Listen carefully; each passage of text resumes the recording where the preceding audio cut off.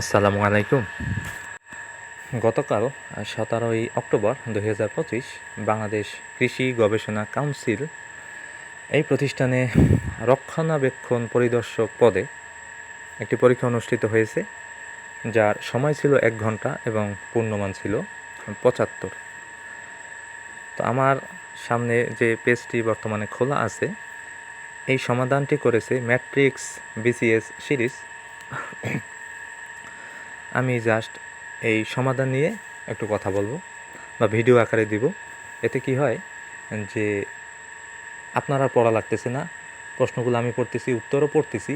এতে আপনার চোখ এটা দেখতেছে এবং কান শুনতেছে, দুই দিক থেকে আপনার ভিতরে এই তথ্যগুলো ইনপুট হচ্ছে।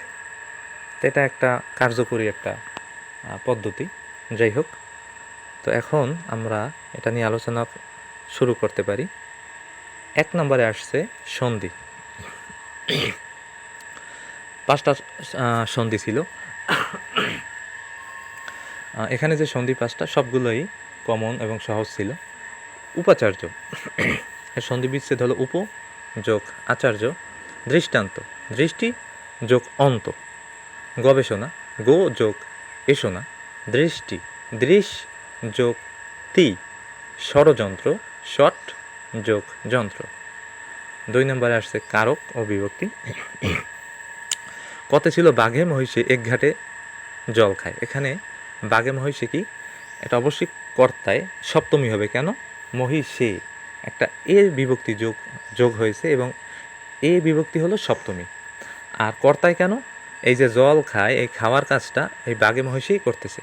তো উত্তরে দেখেন এখানে বেতিহারও দিছে। তা আপনার বেতিহার দেওয়ার দরকার নেই, আপনি কর্তায় সপ্তমী দিলেই হবে। তো বেতিহার কি? বেতিহার হলো যখন দুইটা কর্তা বা দুইটা সাবজেক্ট একই কাজ করে, তখন সেটা বেতিহার কর্তা হিসেবে পরিচিতি লাভ করে। যেমন আমি যদি বলি আর একটা বাক্য, রাজায় রাজায় লড়াই করতেছে। এখানে রাজায় রাজায় মানে কিন্তু দুইজন রাজা একই কাজ করতেছে, লড়াই, এজন্য সেটাও বেতিহার হবে। তবে প্রশ্নে বেতিহার লেখার দরকার নেই, উত্তরে আপনি কর্তায় সপ্তমী লিখলেই এনাফ। এবার বলছে ঘোড়ায় গাড়ি টানে। দেখেন এই যে গাড়ি টানে, টানার কাজটা কিন্তু ঘোড়া করতেছে, তো ঘোড়া হলো কর্তা। আর শেষে আছে এ অন্তস্তীয়, মানে ঘোড়ায়। তো মূল শব্দ তো ঘোড়া, এর সাথে একটা এ যুক্ত হয়েছে, ঘোড়ায়। এটাও একটা সপ্তমী বিভক্তি, তাই এটাও কর্তায় সপ্তমী। এবার বলছে দেশের জন্য প্রাণ দাও। আচ্ছা, দেশের জন্য এটা হলো নির্মিত্তার্থে।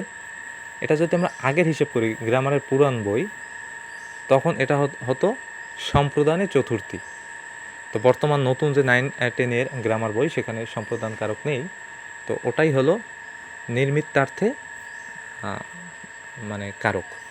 এটা হলো আপনার কোনো কিছুর জন্য, মানে যেটা সম্প্রদান ছিল আর কি, সত্য ত্যাগ করে বিনা স্বার্থে যেগুলো করা হয়। তো দেশের জন্য যে প্রাণ দেয়, এটা তো সত্য ত্যাগ করে, এটা তো বিনা স্বার্থে।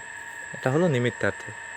আকাশে চাঁদ উঠেছে। আচ্ছা, এখানে যে আকাশ, এই আকাশটা হলো চাঁদ ওঠার স্থান, জায়গা, এজন্য এটা অধিকরণ। আর সপ্তমী হবে কারণ শেষে এ বিভক্তি আছে। 10 মিলে করি কাজ, এখানেও 10 হলো কর্তা, কারণ কাজটাই 10 করতেছে। আবার এখানে 10 একটা এ বিভক্তি যোগ হওয়ার কারণে এটাও হবে সপ্তমী। কারকগুলো মোটামুটি সহজই ছিল। শুদ্ধ বানান, শুদ্ধ বানান প্রথমে আছে সমীচীন। সমীচীনীতে দুটোই দীর্ঘিকার হবে, ময় দীর্ঘী, চয় দীর্ঘী। এরপরে ক্ষীণজীবী।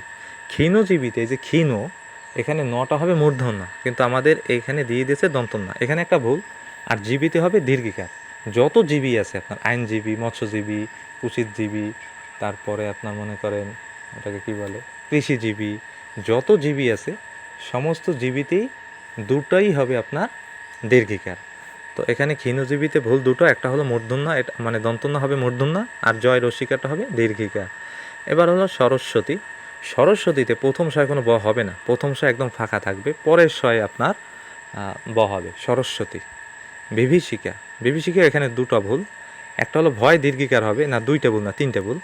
এখানে ভয় হবে দীর্ঘিকার, আর শয় হবে রস্যিকার, আর দন্তস্বটা হবে মূর্ধন্য স। তিনটা ভুল, ভয় দীর্ঘিকার, আর দন্তস্ব হবে মূর্ধন্য স, এবং সেটা দীর্ঘিকার হবে না, হবে রস্যিকার। দোষণীয়, দোষণীয় না, এটা হবে দূষণীয়, দূষণীয়। দয় দীর্ঘ দিলেই সব ঠিক, আর আর কোনো ভুল নেই। হ্যাঁ, আর একটা ভুল আছে, ন এই যে দন্তন্য হবে মূর্ধন্য। হ্যাঁ, 4 নম্বরে দিচ্ছে ইংরেজিতে অনুবাদ করুন। সকলেই মিথ্যাবাদীকে অপছন্দ করে। সকলেই মিথ্যাবাদীকে অপছন্দ করে। Everyone dislikes a liar. তো এখানে বলছে কি এভরিওয়ান ডিসলাইকস এ লায়ার, মানে সকলে মিথ্যাবাদীকে অপছন্দ করে। এখানে আরেকটু সুন্দর করে দিলে ভালো হতো, যে মানে যেহেতু সকলেই একটা রস্যই দিয়ে এখানে আরও জোর দিছে, সেহেতু এই লাইনটা এরকম দিলে আরও বেশি ভালো হতো। It is everyone who dislikes a liar. It is everyone হু, এইটুকু আনলেই বাংলা অর্থ হয় সকলেই। একটা যেহেতু এখানে একটা রস্যই আছে। ডাক্তার আসার পর রোগীটি মারা গিয়েছিল, মানে ডাক্তার আসছে পরে আর কি। তো the patient had died after the doctor arrived, মানে ডক্টর পরে আসছে। আর আচ্ছা, the patient had died after the doctor arrived. Okay, এর পরের লাইন কি বলছে? আমি সকাল থেকে জ্বরে ভুগছি। কোনো কিছু থেকে মানে টাইম যদি থাকে, যে সকাল থেকে বিকেল থেকে 2 দিন ধরে, তাহলে এটা হয় প্রেজেন্ট পারফেক্ট কন্টিনিউয়াস। আর সিন্স বা ফর দিয়ে টাইম দিতে হয়। তো I have been suffering from fever, আমি জ্বরে ভুগতেছি সিন্স মর্নিং, সকাল থেকে। ঘতে বলছে আমরা বিদ্যালয়ে পৌঁছার পূর্বে ঘন্টা বাজলো। তাহলে the bell rang before we reached the school. এখানে অনুবাদে ভুল করছে, সেটা হলো কি বিফোরের আগের অংশে হয় পাস্ট পারফেক্ট, পরের অংশ হয় পাস্ট ইনডিফিনিট। তো এই পরের অংশ পাস্ট ইনডিফিনিটি আছে, উইর পরে রিচড, এটা ঠিক আছে। এখানে দ্য বেল র্যাং হবে না, হবে the bell had rung, R U N G, ভিতরি হবে। এখানে দ্য বেলের পর হ্যাড আসবে এবং এই র্যাংয়ের ভিতরি হবে রাং, আর ইউ এন জি, রাং। আচ্ছা, তাহলে অর্থ কী হলো? আমরা বিদ্যালয়ে পৌঁছার পূর্বে ঘন্টা বাজলো। সেমভাবে খ নম্বর একটা ভুল আছে, যে আফটারের পরে কী হবে? আফটারের পরের অংশে হয় had. The doctor had arrived, এখানে হ্যাড হবে। এখানে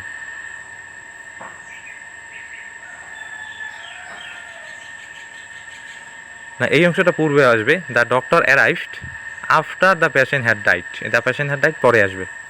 এখানে যেহেতু আফটার আছে, তাহলে দ্য পেশেন্ট হ্যাড ডাইড, মানে যে অংশে হ্যাড থাকে সেই অংশটা পরে আসবে, এই অংশটা পরে আসবে, আর এই অংশটা পূর্বে আসবে। লাইনটি হবে দ্য ডক্টর অ্যারাইভড। আমি একটু মুছে দিয়ে আবার যদি করি, দ্য ডক্টর অ্যারাইভড, এরপর হবে after the patient had died. আচ্ছা, এবার আমরা নাম্বারে যাচ্ছি। আজকাল বিজ্ঞান দ্বারা অসাধ্য সাধিত হচ্ছে। আজকাল বিজ্ঞান দ্বারা কী সাধিত হচ্ছে? অসাধ্য। তো নাউএডেজ, আজকাল ইংরেজি নাউএডেজ, অ্যাট প্রেজেন্টও দেওয়া যায়, সমস্যা নেই। দ্য ইম্পসিবল, ইম্পসিবল মানে অসাধ্য, অসম্ভব। Is being made, is being মানে কি? হচ্ছে। পসিবল, সম্ভব, বাই সায়েন্স, বিজ্ঞানের দ্বারা। এবার শূন্যস্থান পড়ুন। Please always stay on my left. On my left মানে আমার বামে, সবসময় আমার বামে থেকো। বি নম্বর বলছে Annie is dull at English, মানে সেই ইংরেজিতে ভালো না, খারাপ। তো এখানে ব্যাড অ্যাট দেওয়া যায়, আমরা জানি অ্যাট হয় ভালো খারাপ কোনো বিষয় বোঝাতে। যদি ভালো হতো তাহলে এখানে হতো Annie is good at English, এখানে খারাপ, এর জন্য ডাল আসছে। আচ্ছা, তো এবার C number, there is a coffee shop dash the street, across the street, মানে রাস্তার পাশে বা রাস্তা বরাবর একটা কি আছে? কফির দোকান আছে, কফি শপ আছে। He has to desire for ফেম, তার ফেমের জন্য বা খ্যাতির জন্য ডিজায়ার বা আকাঙ্ক্ষা আছে। এখানে ডিজায়ারের পর ফর হবে। He is blind dash is own faults, এখানে টু হবে। আচ্ছা, বেলাইন্ডের পরে কিন্তু আর একটা অ্যাপ্রোপ্রিয়েট প্রিপোজিশন আছে, অফ, বেলাইন্ড অফ। তো সেটা কখন বসে? সেটা বসে বেলাইন্ডের অর্থ যখন বেলাইন্ড হিসেবে আমরা ব্যবহার করি, মানে অন্ধ হিসাবে, তখন বেলাইন্ড অফ হয়। কিন্তু এখানে তো অন্ধ হিসেবে বলে না, এখানে বলছে যে সে তার দোষ দেখে না, মানে দেখেও না দেখার ভান করে। তো এরকম যদি বোঝায় যে দোষ দেখেও না দেখার ভান করা, তখন মানে চোখ থাকতে অন্ধ যেটাকে বলি আমরা, তখন হয় বেলাইন্ড টু।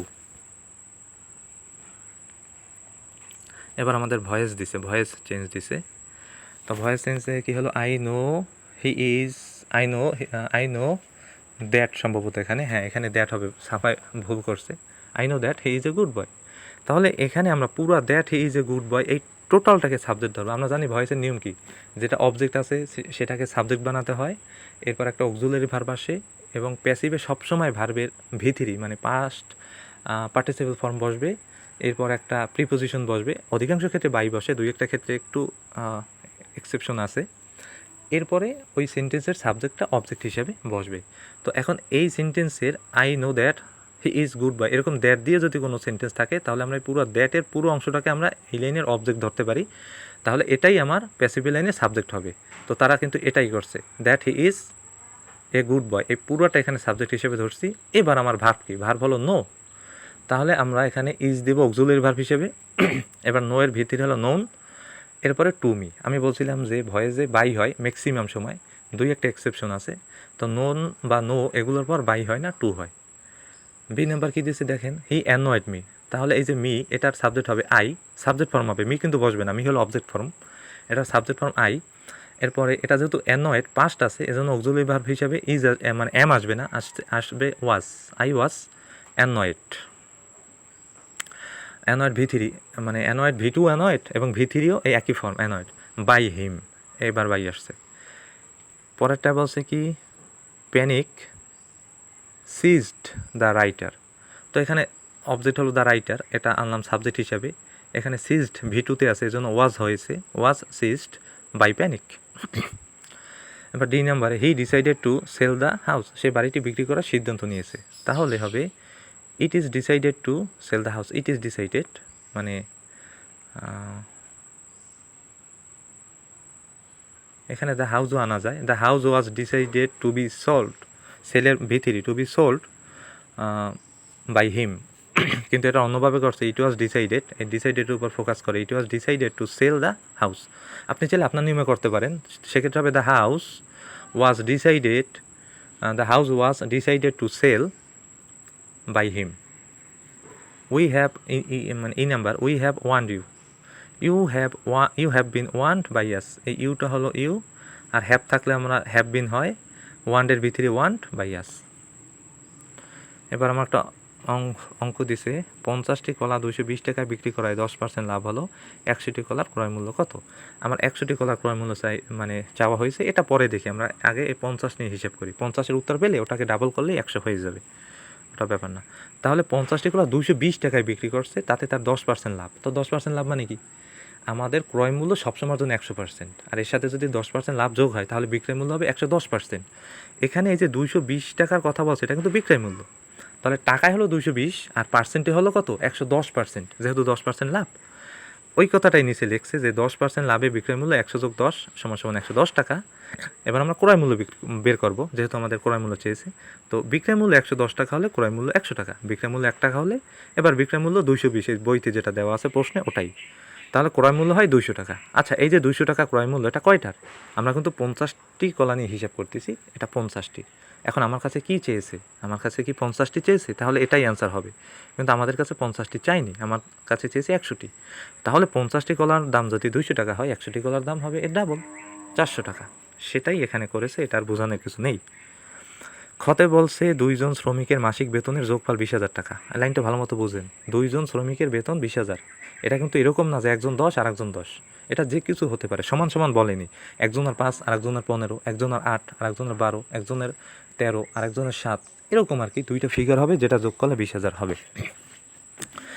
এবার কি বলছে দেখেন, একজন শ্রমিকের বেতন 10% হ্রাস পেলে মানে কমে গেলে যত টাকা হয়, অপর শ্রমিকের বেতন 10% বৃদ্ধি পেলে সমপরিমাণ টাকা হয়, মানে বুঝতে পারছেন, দুইজনের কিন্তু আলাদা আলাদা, একজনের বেশি এবং একজনের কম, যার বেশি তার থেকে যদি আপনি 10% কমিয়ে দেন তাহলে যে টাকা আসবে, যার কম তার যদি আপনি 10 টাকা বাড়িয়ে দেন তাহলে একই টাকা দুইজনের আসবে, মানে সমান সমান হবে তখন।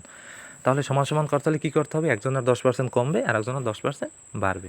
এবার দেখেন অঙ্কটা সমাধান করি, ধরি প্রথম শ্রমিকের বেতন X টাকা, তাহলে দ্বিতীয় শ্রমিকের বেতন অবশ্যই 20,000 থেকে X বাদ যাবে, কারণ দুইজনের যেহেতু 20,000, একজনের যদি X হয় অন্যজনের হলো 20,000 বিয়োগ X, বাকিটাই তো অপরজনের। এবার প্রশ্নমতে দিছে দেখেন, প্রশ্নমতের এই অংশটা দেখেন, প্রথম অংশটা একজনের, কী বলছে এখানে, X বিয়োগ X-এর 10%, বিয়োগ কেন দিল, এই যে আপনি প্রশ্নে দেখেন বলছে কি 10% হ্রাস একজনের, তো আমরা সেই একজনের হিসেব করতেছি, 10% যদি হ্রাস হয়, 10% যদি কমে, তাহলে X থেকে তো X-এর 10% বিয়োগ হবে। এই কথাটুকু কিন্তু আপনি অন্যভাবে লিখতে পারতেন, সেটা কীরকম জানেন, আমরা জানি যে X থেকে যদি 10% বিয়োগ হয় এক্স তো নিজে 100%, কোনো কিছু শুরুতে 100%ই থাকে, 10% বিয়োগ হলে হয় 90%। আপনি সরাসরি এখানে লিখতে পারেন এক্সের 90%, এটা লিখতে পারেন। আমার এই সমাধানে কি লেখছে এক্স বিয়োগ এক্সের 10%, মানে একটু বেশি লেখা হলো। আপনি এটা এক লাইনে লিখতে পারেন এক্সের 90%। কেন?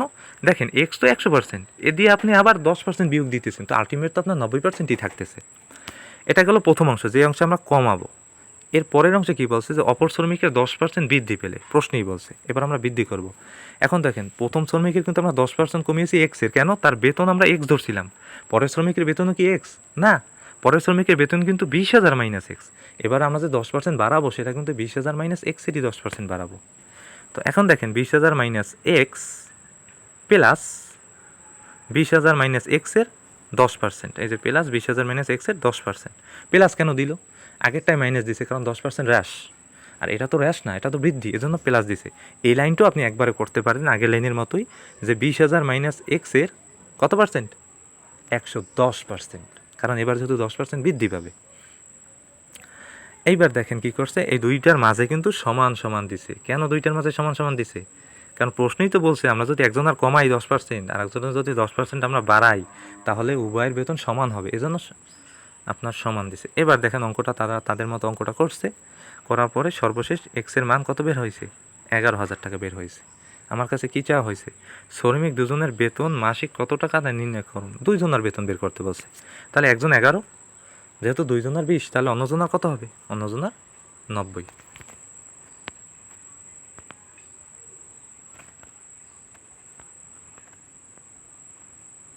সরি, অন্যজনের 90 না, আমি ভুল বলছি। একজনের যদি 11,000 হয়, অন্যজনের 9,000। এবার দেখেন, এবার কিছু সাধারণ জ্ঞানের প্রশ্ন করছে। ক নম্বরে সংবিধানের কোন অনুচ্ছেদে রাষ্ট্র ও গণজীবনে সর্বস্তরে নারী ও পুরুষের সমান অধিকারের কথা, মানে সমান অধিকার লাভ করিবেন বলা হয়েছে? এটা হলো 28-এর 2 নম্বর অনুচ্ছেদ। ইরাটম কি? ইরাটম হলো একটি উন্নত জাতের ধান। দ্য গল কোন দেশের প্রাচীন নাম? ফ্রান্সের। সুয়েজ খাল কোন দেশে অবস্থিত? মিশর। আবার অনেক সময় প্রশ্ন করে সুয়েজ খাল কোন মহাদেশে অবস্থিত? তখন হবে আফ্রিকা। বাংলাদেশ স্কোয়ার কোথায় অবস্থিত? লাইবেরিয়া।